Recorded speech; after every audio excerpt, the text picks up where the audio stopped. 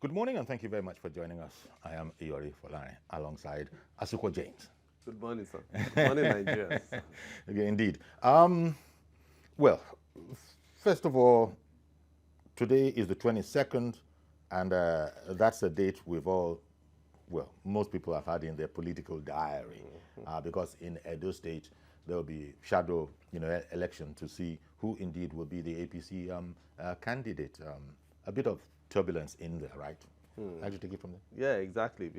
They just have two candidates. The third candidate that was screened and given the approval to go for the primaries, Obaze actually stepped down for Ezeyamu. So we'll be seeing the battle between Ezeyamu, who moved from PDP to APC. He said he was in APC. He's the founding father of the APC. But in 2016, he actually contested in the other side, which is the PDP, but now he's in the APC, so it's like his homecoming for him. And then they will be contesting with the deputy governor of Adams Oshomole. He was deputy governor under Adams Oshomole for 8 years, So it's going to be a keenly contested primary. Exactly, it'll be interesting. And a very, very interesting And the way the primaries, now that primaries in COVID-19, well, first of all, there's an extant law in Edo State that no more than 20 people shall gather at any one place. And the APC people have been sort of excited to explain that we are keeping well within the law. In fact, it's 20, Abi. There will be no more than 18 people. So and that includes, they even removed 2.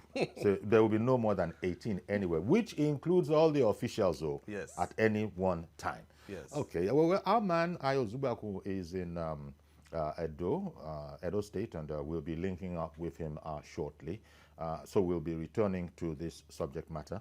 Well,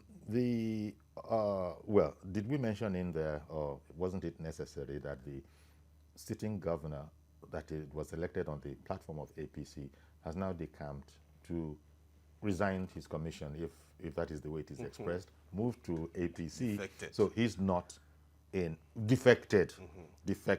So he's not in the runnings at all. Okay, now there was this horrible fire incident, Kara Bridge in Lagos State. And so maybe details are still unfolding, but it's been brought under control. But yesterday, while it lasted, it was a horrible incident. The traffic was at a dead standstill for hours on end. And when I'm talking about moving slowly, dead standstill for something like maybe 4 hours while they did the work and cleared up the whole place. That traffic was for 13 hours because it started. Thank you very much. I just said let me not be guilty of overstating it. So if you say 13 hours, anybody that woke up and was coming towards this side or going outside Lagos, would have going to Ibadan, would have met that traffic yesterday. You see the story. Everybody just switched off the engines and just, can you imagine, 13 hours? That's more than half of a day. A day. But you couldn't move. You couldn't move one way or the other. So what they did yesterday, what the Federal Road Safety Corps did immediately, they put out the fire, was to open the other side. That's right. So the other side, yes, for the motorists to they going were outside Lagos, rotating it. So yeah, it was a very nightmarish experience yesterday. And I just wonder those who are trying to travel yesterday, how they would have felt. Even the likes of Ayo, that left yesterday. Exactly, they had to take Ikorodu, and it's a very bad experience, And as I heard some of the officials saying that this could so easily have been avoided if only a lot more care had been taken. It was, the story was told, it's been in the news all this while, how, a truck rammed into a fully laden tanker. Gas. A gas tank. Well, some said diesel, some are saying gas, but it was gas. It was a gas tanker. Yes, that's what caused the explosion. That was why that explosion was there. Even when they put it out, it still exploded again. Exactly. So it took a lot of time for the fire service officials to be able to put it out completely. Indeed. Because they had to put it completely before they will now move it, the carcass of the vehicles out from Indeed. the road, I'm talking of and it took time, yeah, a lot of time, I think what I've noticed about most drivers in Lagos and in Nigeria is that most of them don't know how to drive. Okay, we're still trying to get Dr. Femi Okeosoyin Tolu on the line. He'll be joining us. He's scheduled to join us. Dr. Femi Okeosoyin Tolu is the Director General and Chief Executive Officer of the Lagos State Emergency Management Agency. Things like this, he and his crew, they usually are first on the scene or very, very shortly after the first on the scene. So as we speak, they're still trying to connect up with Dr. Okeosoyin Tolu. But we have a package that sort of summarizes it, till now.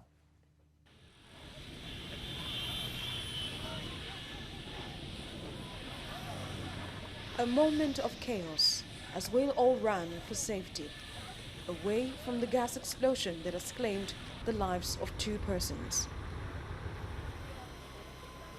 For over 13 hours, men of the fire service and other emergency responders battled with the whistling inferno and worked on controlling the unrelenting crowd and vehicles.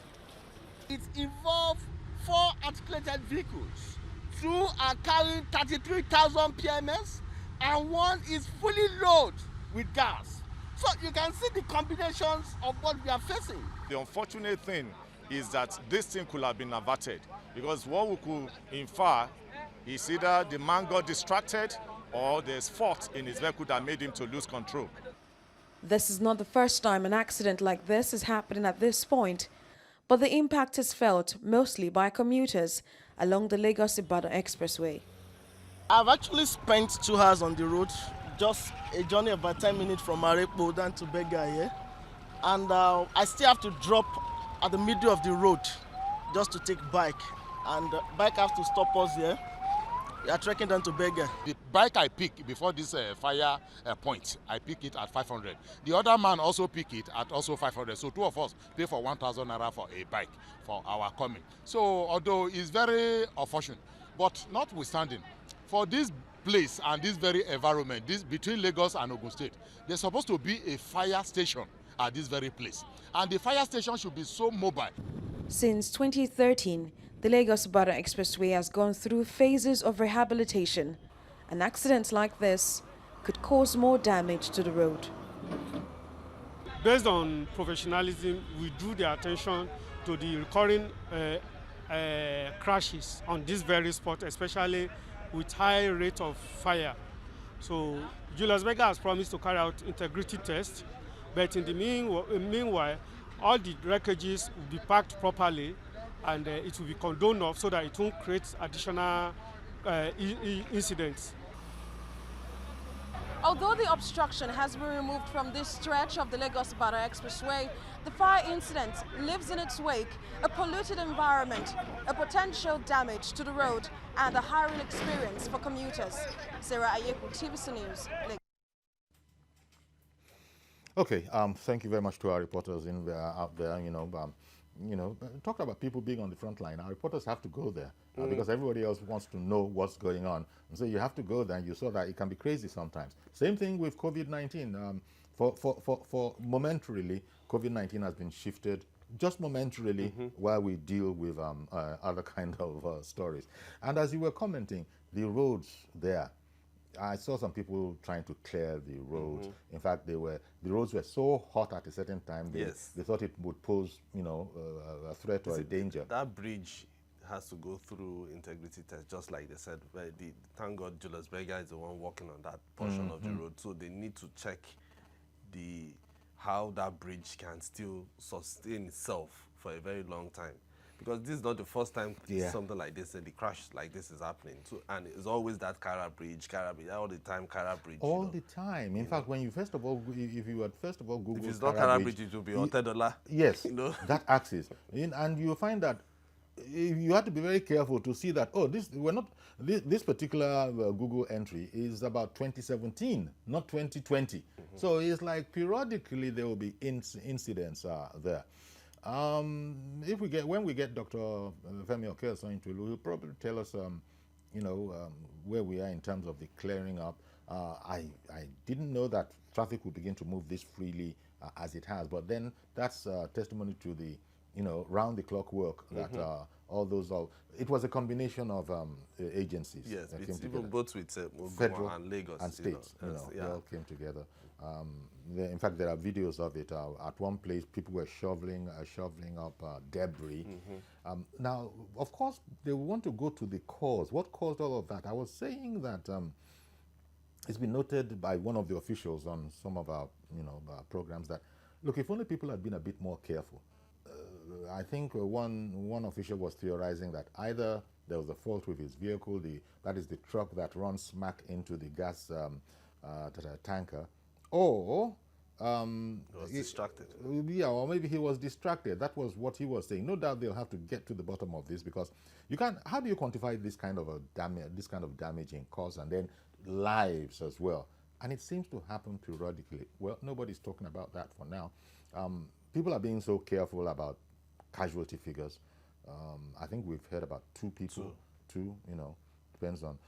But at the same time, we were hearing them say that some people burnt beyond recognition. Exactly. So it was beyond recognition. In fact, the child body that they brought out can't even be identified at all. So is that one of the 2 that they are citing?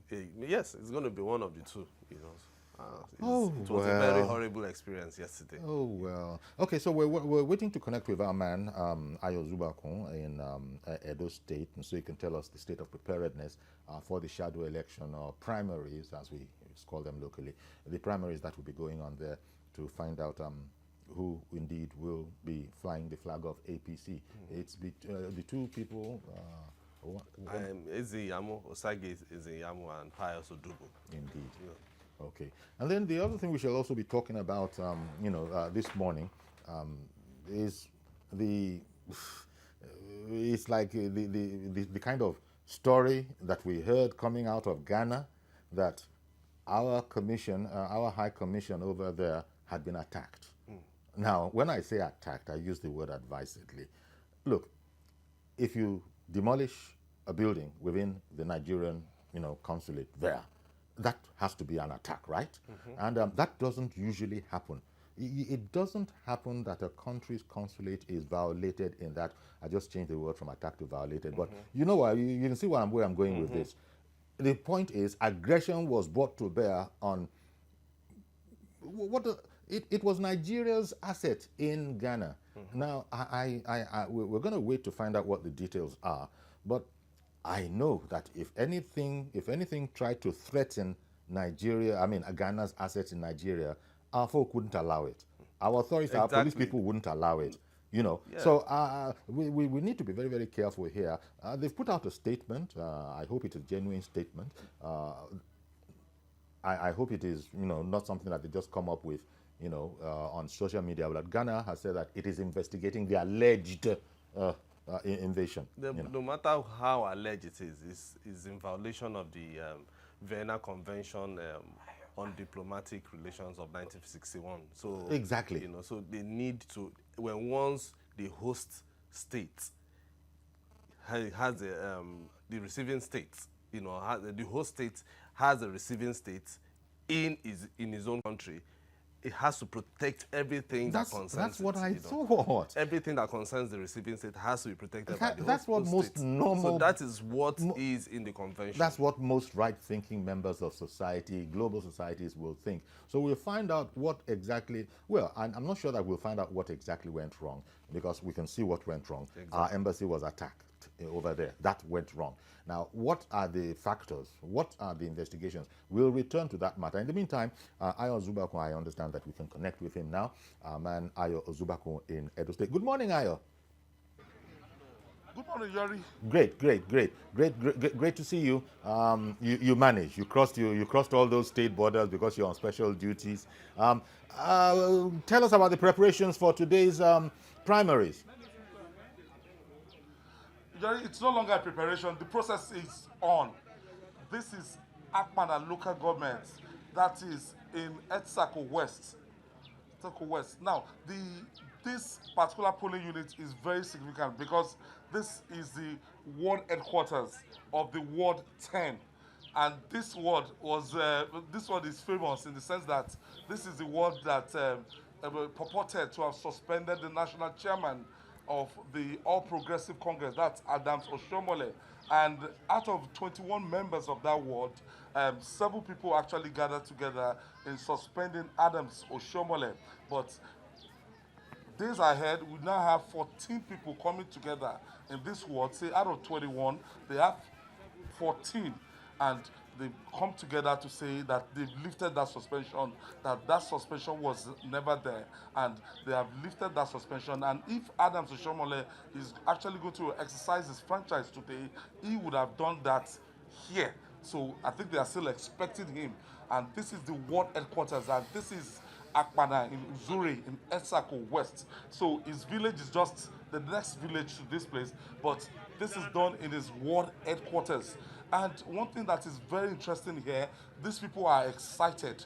They are saying that this is the first time they're going to be experiencing something like this. That is the direct primaries. Now, the direct primaries is that model that every card-carrying member of the All Progressive Congress actually in this ward, under this ward, they have so many other units. Because of the social distancing culture, you can see the way they are weighted, and you can see how they are brandishing their cards. Now, your access here is your card, your membership card.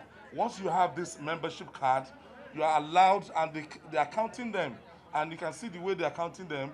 They are counted in 18, batch by batch. They mustn't exceed 18 on this line. And once they are here, they are just 18 on this line, and they will just proceed to go and do their accreditation and voting proper. This takes place simultaneously, and is a similar process. Under 60 seconds, you have the process done. They'll just check your name from the register, and you also have presence of police officials here, policemen here, to forestall the breakdown of law and order.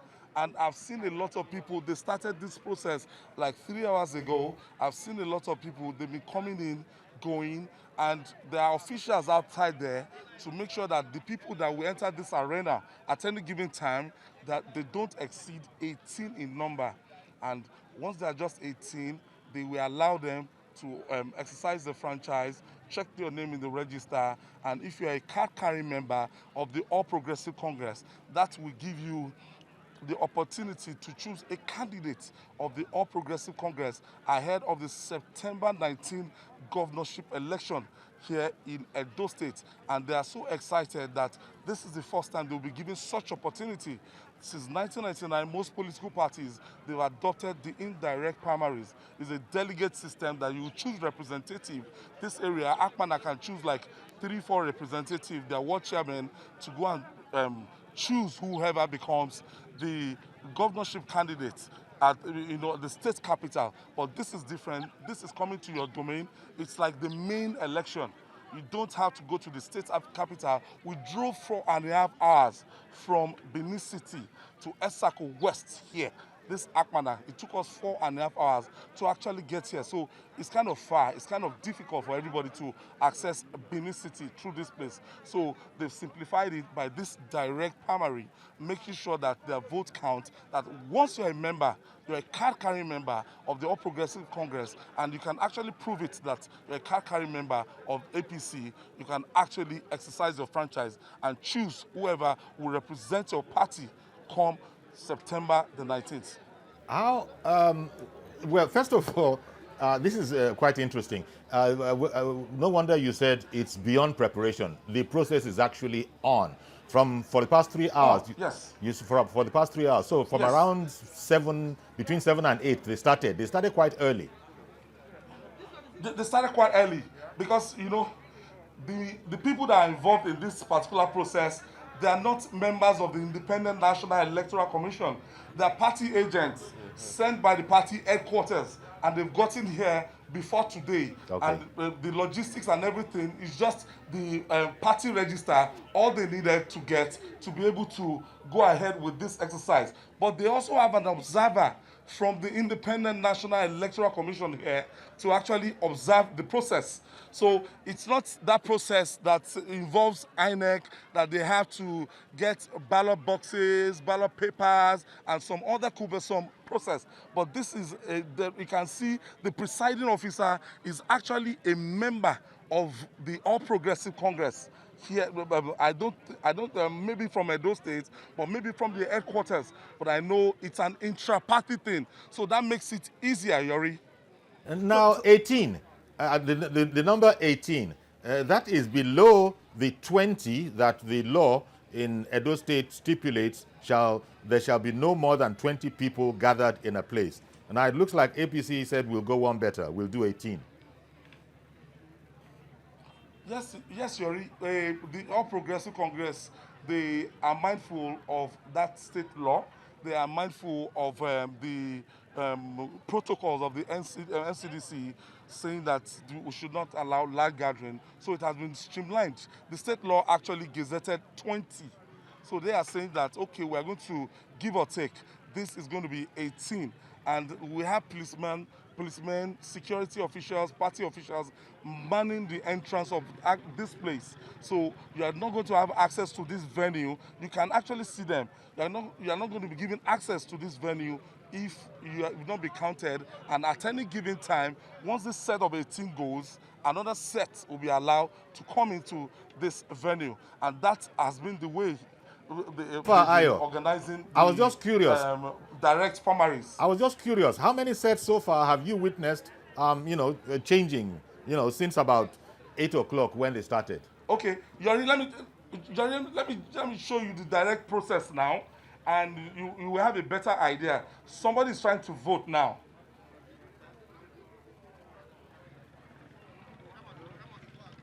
And so you will just check your name from that register. It's like 60 seconds. Okay, I get the point you're making. It's a very quick process. So yes, very quick process. Okay, so within 60, 90 seconds, you're level. out. You're out. You can see this person coming in. Okay, so are you saying that once they do the accreditation, immediately they sign where they want their vote to go, or how are they doing it? As well, it is a simultaneous process. Okay. Once your name is on that register, and you also have your picture on that register, you just sign. Okay. The process of voting is just for you to sign. And, okay, so that signing, does it mean that you have selected who you want as the party's candidate, or what? I'm trying to look at it at a close range now. Okay. Because you know why I'm asking? I know that the option A4 used to be putting the pictures of the candidate and people were lying in front of the pictures. Now, Asuko, the process I've seen here now, okay. I have just 2 candidates here. I mean 2 aspirants here. All right. I have Pastor Ezeyamu and Pius Odubu. Okay. Pius Odubu is the former deputy governor of the state. So it makes it easier. You just tick under who you want to vote for. Okay, you tick and sign. So you just go, tick, sign your name, just tick and go. Okay. That's clear now. So do they have, I hope both aspirants, they have their agents there so they don't start saying it was rigged in favor of one person. Well, they might have had their own internal processes that they've gone through. But I know they have their passport photographs here. And once you just show your card, membership card, and they acknowledge it, they will allow you to just vote for who you want to vote. Okay. And you just tick it. It's not even a ballot paper, the way I'm seeing it. Yeah. Just tick and go. So we can see it's going to be it's quite a speedy process, indeed. Very, very speedy. Okay. Well, everything seems to be going on smoothly there. How many? Voting will be going on simultaneously in all the wards, right? Yes, that's 197 wards and 18 local governments across Edo State. Lovely. Well, 192 wards, 192 wards and 18 local governments across Edo State. Okay then. Well, thank you very much, Ayo. We can see everybody is safe there, maintaining social distancing and all of that. So we'll yes, they are doing that. Indeed. Thanks a lot for bringing us up to speed. So there well, that's just one of 192 that Ayo was saying, and this will be going on simultaneously, and it's a pretty fast process. So we should be knowing very shortly how the people have spoken. Interesting, and of course we shall be touching base with Ayo through the day. So it and means even the direct primaries wasn't even as difficult as so many people were thinking. It wasn't. It's just that it allows for a lot less manipulation, perhaps. Exactly. Than, so all you need is just make sure you have your agents in all the wards, and then anybody that wants to go there, tick whoever you want, and then you leave. Indeed. Yeah, so we'll keep an eye on that, but as we said, we're also keeping an eye on two other stories. Well, we've spoken a bit about the Kara fire, and we're waiting to see if we can still get a few words in with the Director General and Chief Executive of the Lagos State Emergency Management Agency. And then the real question as to how safe is Nigeria and other countries for that matter in Ghana, given the mind-blowing incident that happened there, where buildings within the consulate premises, actually were actually under attack. It's some sort of a land dispute matter. We'll try and find out what the immediate issues are and how it degenerated to such an affair. I suppose it's only our foreign minister that can probably speak most authoritatively on that, because he'll be able to call for direct information. But there are things that are not in his, there are things that everybody has seen, and the most worrisome was a damaged building within the consulate itself. The High Commission. Within the High Commission itself. We'll see if we can, we'll be speaking with a former ambassador, our friend, a former ambassador, Ambassador Ayo Lukani, who'll be giving his perspective on, how frequently this kind of a thing happens, whether he has seen it, and the implications of it, because there are all sorts of conventions, diplomatic conventions that go back to the United Nations and how you are supposed to be treated. You were talking about receiving country and all of that. How this has happened in Ghana, and we're friends with Ghana. Ghana is a friendly nation. We have relations with Ghana. So we'll leave the professionals to explain how, in spite of having good relations with a country, this kind of a thing can happen, I'm afraid, under the watch of the very host country. We can't really go by what we see in the press all the time, but there were reports that a police formation, a police station or police something like that, is something like 5 minutes away from the place. Exactly. And somebody showed up, a Ghanaian citizen or citizens showed up with a gun, according to testimony that I saw, and a bulldozer. And the bulldozer, there's no way it works quietly. So people, why the authorities did not approach to find out what was going on, in particular because it was what I think of as an asset of, a friendly country of yours. And I remember when we had issues with, some other international incident, and people wanted to get emotional, the South African incident, and people were going to start, mistreating or, South Africans or South African businesses. Our police people stepped in and wouldn't let it happen, even though it was very unpopular. The action was very, very unpopular. But I thought that's the kind of way that governments act and the police act. But we can actually speak with Dr. Femi Tolu, but I suppose what we'll do is that we'll go on a break now, and as soon as we... Okay, well, no, they said don't go on break. Speak with Dr. Tolu. Okay, cool. Good morning, Femi. Thank you very much for coming on. It's in airplane mode, so I can't help you with that at the moment. Good morning, Dr. Femi Tolu. Thank you very much for coming on. Is the matter cleared up now? The whole Kara incident, have we finished with it now?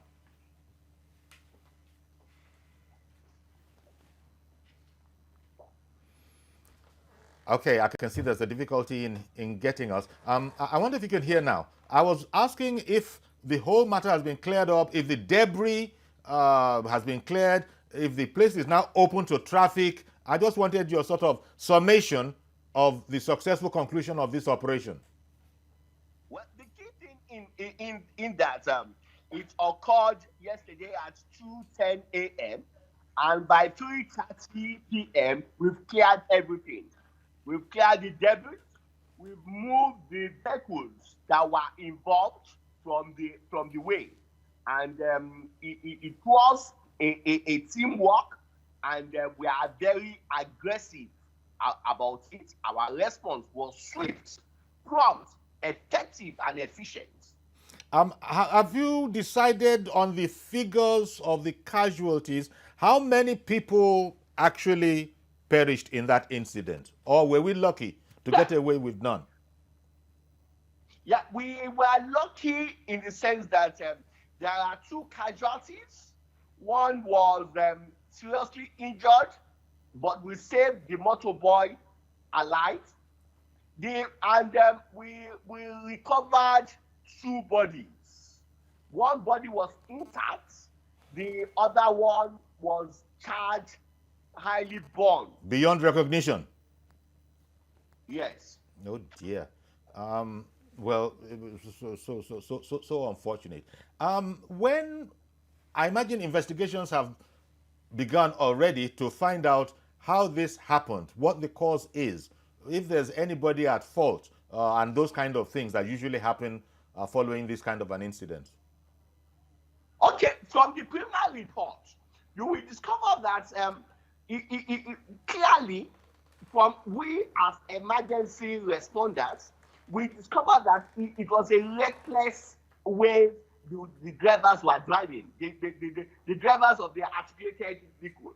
Is either one of them is asleep and the other one is at top speed.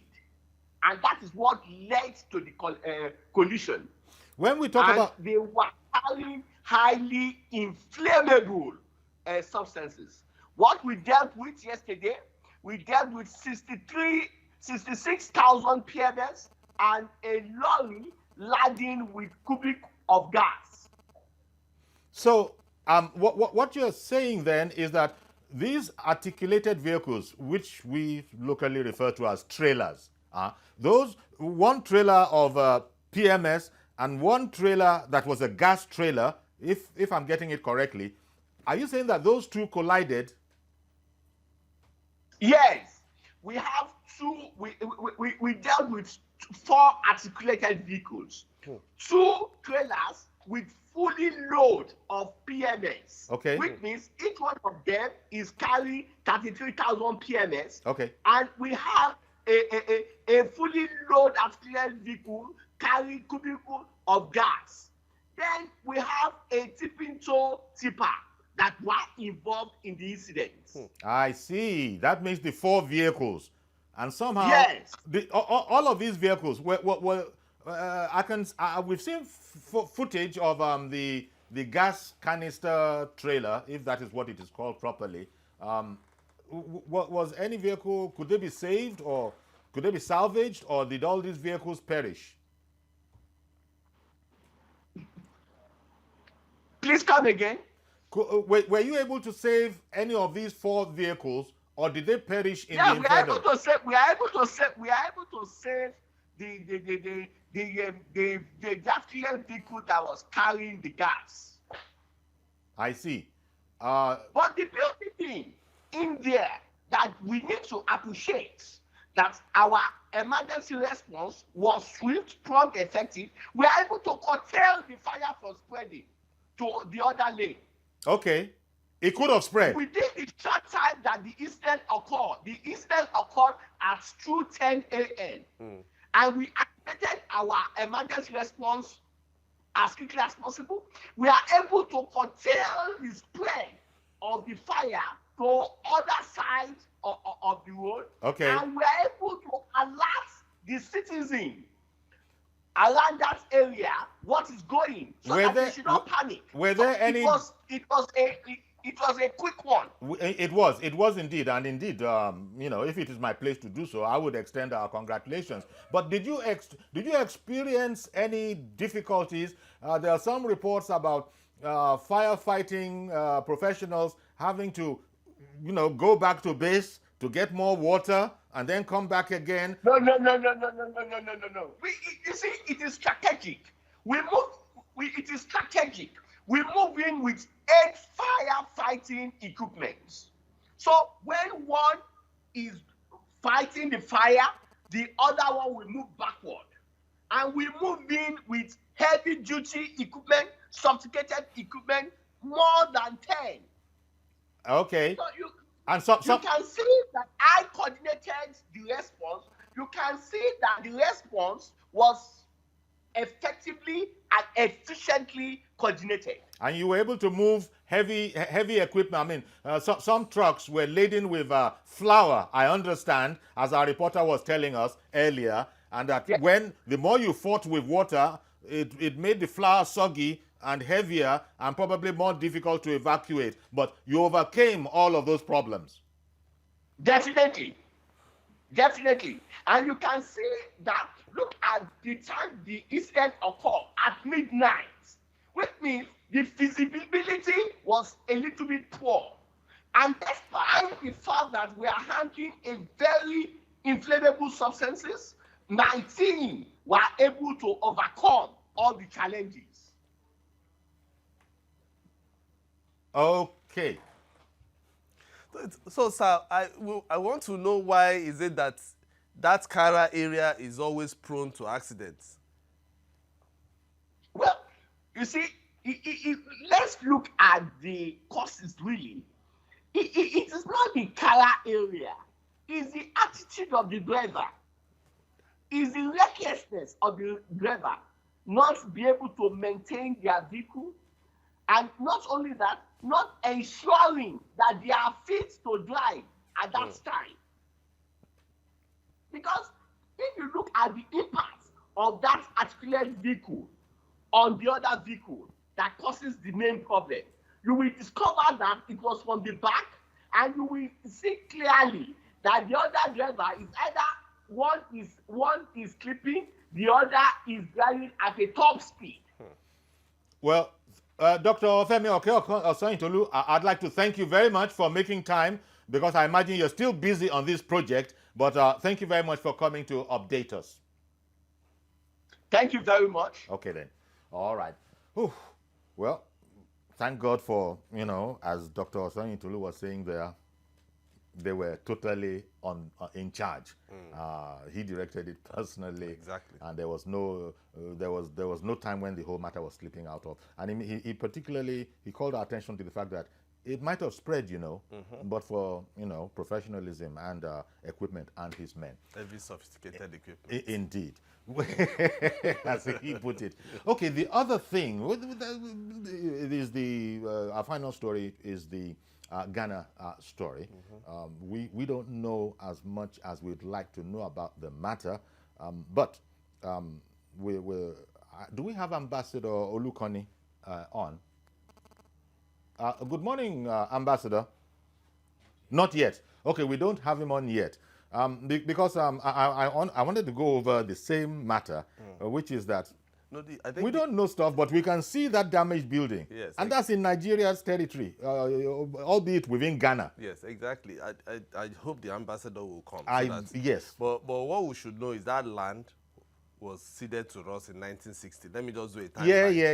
1960. And in 2000, President Jerry Rawlings actually, through a letter from the President Obasanjo, former President Obasanjo and former Jerry Rawlings, they had a letter, a correspondence, where that land was ceded officially to Nigeria, and Nigeria paid 50 million cedis for it. Back in the day. That was back in. So it means that land belongs to Nigeria. Was it freehold or leasehold? Because anything that is been paid for full and is but forever? Forever. Forever? Yes. You have that on reliable authority? Of course, it's forever. Okay. Because that is where the Nigerian High Commission is situated in Ghana. Because as you can see, the graphics that you people prepared in the news, yes, you can see there, ceded to Nigeria government exactly. by Ghana. And we paid for it. Yes. We paid for it. What does ceded mean? does it, because this is where the lawyers get in and all the diplomatic people get in, does it mean it is yours pata pata forever and ever till eternity, or whatever? Okay, maybe a time limit. Because we don't know. If you we say, don't know. If you say there was a time limit from 1960 till now, yes, you know the number of years. Yes. That, you know, and how many rivers has crossed under the bridge. You know, so these are the because things we want to know. even those in Ghana, because it was a particular chief or a set of chiefs, whether they are trying to get the attention of their government or our government is what the Ghanaian government will. That is why it's better it comes from that level. As I said, because we don't want to get into speculative some certain stories. chiefs Yes. who are really, really involved in this matter. But you see, why would chiefs be involved in a matter that is between governments? You know, it's between Nigeria, the government of Nigeria, and the government of Ghana. So that's the part that's why I'm being quite reticent. One, not knowing what to say. One would imagine that ambassadorial premises, you don't go to any local, estate agent. Exactly. You know, it's from one government to the other. You get the land, so to speak, from the government of Ghana. Exactly. I don't. We don't have any business. It's with not a any, family. No, if a government is we don't going have any to private dealings no, with at all. anybody. It's a government. So how could this happen with that kind of understanding that we're still saying this is our own, unprofessional understanding? When the pros get in on the act, perhaps they'll enlighten us in one way or the other. But starting from the look at that. Look at that. How can that be? It is was the question. built not too long ago. Yes. And it was supposed to be a staff quarters Yes. for. And they didn't touch the actual consulate. Yes, So exactly. And it is just within. So, because yes. the High Commission is just within. So it means that something is wrong about this particular land. Indeed. Maybe was something missed. This is where, as soon as we can get hold of Ambassador Lukoni, who is not an estate agent, by the way, yes. But nevertheless, he's been our ambassador before. He's been our High Commissioner in Australia. So he pretty much knows how it goes. And in this whole business of how governments acquire land, as I said, I don't need to be a diplomatically intelligent person to know that the government will deal with that government. So no private citizen is involved. So what then went wrong is what probably our foreign minister will be better placed to enlighten on. No, they even condemned the action. And that is why they cited the Vienna Convention on. But why are they using the word alleged? What is alleged? What is alleged about this picture? Premises. Is this picture as an alleged picture? That picture. That's the letter that's the thing that the graphic was circulating yesterday on social media. Or if you go outside the streets, most Nigerians are angry with the way the federal government is taking, because every country wants to ride short over Nigeria. And that is, we claim to be the giant of Africa outside. That's what they are saying. They claim to be the giant of Africa, but other countries, I will call them other small countries, they don't seem to respect us and regard us anymore. And that is why the president has to be very, very firm. Sovereignty is sovereignty, as I'm sure any ambassador will tell you. Sovereignty but is sovereignty. We cannot do that in the Ghanaian High Commission. That's because we protect every foreigner and that is in Nigeria. That graphic that was just removed is actually saying that is also what Ghana stands for. That Ghana is a country that operates by rule of law and that abides by all the conventions as necessary. And it took the opportunity of this particular graphic here, this letter here that was circulating on social media yesterday. He said that it has started to investigate after it had been brought to his notice that some people had allegedly. But the police post that was there, they saw it and they were there when the bulldozers entered that estate. That's why I say there's a lot that we have to understand. It's beginning to look a bit uncomfortably like a private individual and some other private individuals tussling, and that's the part that I personally cannot understand. Ambassador Lukoni, I understand, is on the line. Good morning, Ambassador Ayo Olukoni, DG of NASIMA, and our former High Commissioner to Australia. Thank you very much for making time, Ambassador. Mr. Yuri Folarin, thank you very much for this invitation. Indeed. You know, I'd like to just start somewhere to give us some sort of direction. What are the conditions? How does a piece or parcel of land, how does it become consular property? Well, first, let me say this is unfortunately another sad chapter in the history of relations between Nigeria and Ghana, and it shouldn't have gone this way, definitely. Your screenshot has shown it in terms of the history of that particular place. I happen to know properties in Ghana, and I've been to the mission too as well. It's quite clear it's Nigeria's property. It was duly, of course, ceded and given to Nigeria. And in context of diplomatic relations, we also have this arrangement in which reciprocity. We've given Ghanaians a lot of property. They have land in Abuja. Yes. They have place in Lagos. Yes. Next to my office, there's a consulate with place. Somewhere this there. is ours. And yeah, they have in Ikeja. And that's what I'm saying. Next door to me is just 2 minutes walk. And there's a huge premises. And of course, also in Abuja. And so it is clear it is it's property of Nigeria. And what has happened is total violation of the Vienna Convention on Diplomatic Relations. I see your colleague trying to make reference. That's the Article 22, the inviolability and protection of diplomatic premises. Ambassador, when you said it's our property, it has been ceded to us, what does that mean? What does it mean that it has been ceded to us? It means we have papers to that event. Fees which are supposed to have been paid. And so for somebody to come and then destroy this, but there's a point which we should also underscore. It took over about 4 or 5 days. It first started over the weekend. And then the mission reacted to it because I've been in touch with the mission, the High Commissioner, even up to this morning.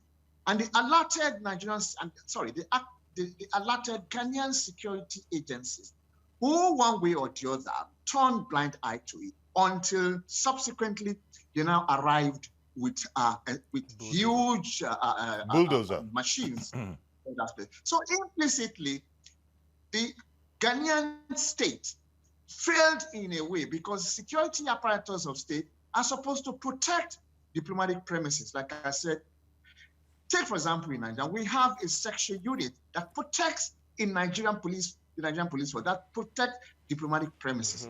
So there is no way the Ghanaian authorities can wash their hands clean out of this.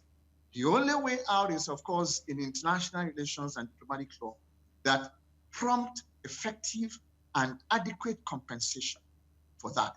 And then thereafter. And don't forget, from the perspective of commerce, I serve as Director General Nasima. We have FEWASI, the Federation of West African Chambers of Commerce, which Nigeria initiated on the sidelines of ECOWAS in 1975.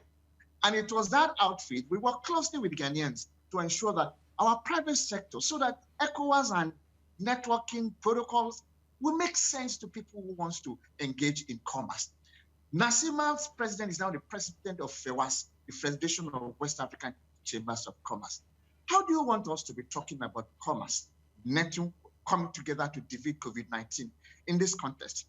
This is a very unfortunate event. And I sincerely hope authorities will wake up to it and also not only do investigation, because I have in front of me a press release from the Ghanaian from the Ghanaian Foreign Ministry saying they will look into it. And no, that's not it.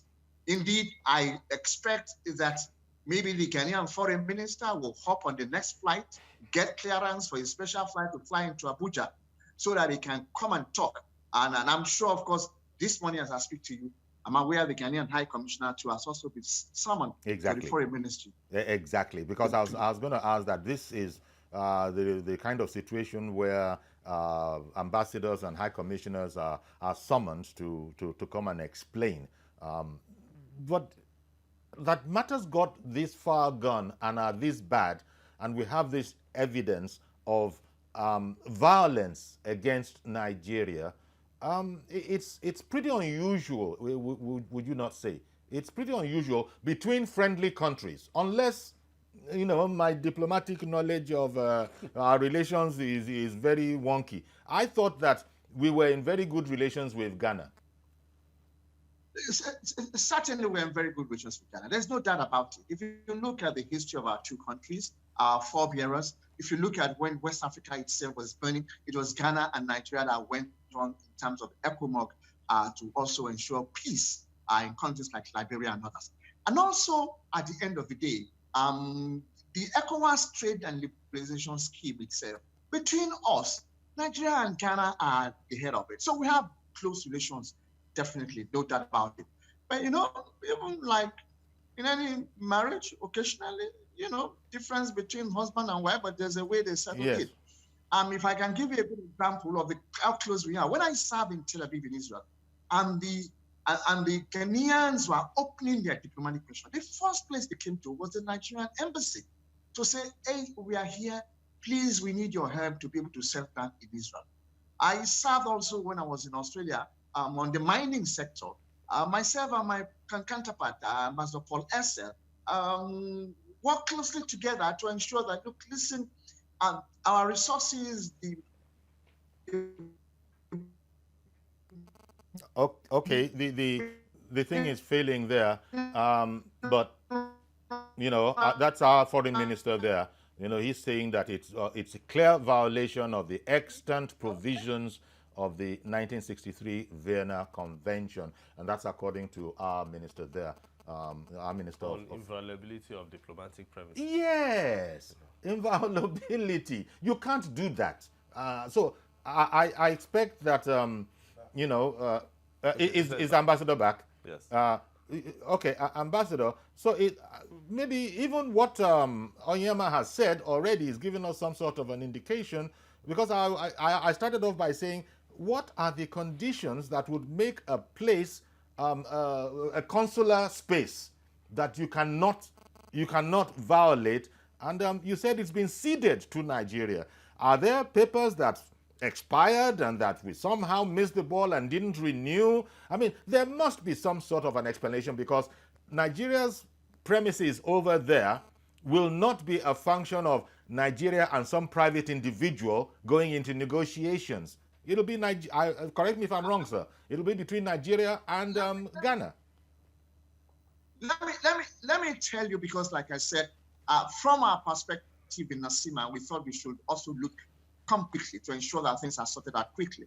And because we're the president of FEWASE, so we've been in touch with our mission in Accra on a day-to-day, hourly basis. Even if the mission has confirmed that the papers are correct, it belongs to Nigeria. Secondly, like they said, when the wall was first destroyed, I think the other Friday, they quickly alerted the Ghanaian police, which is not too far away from them.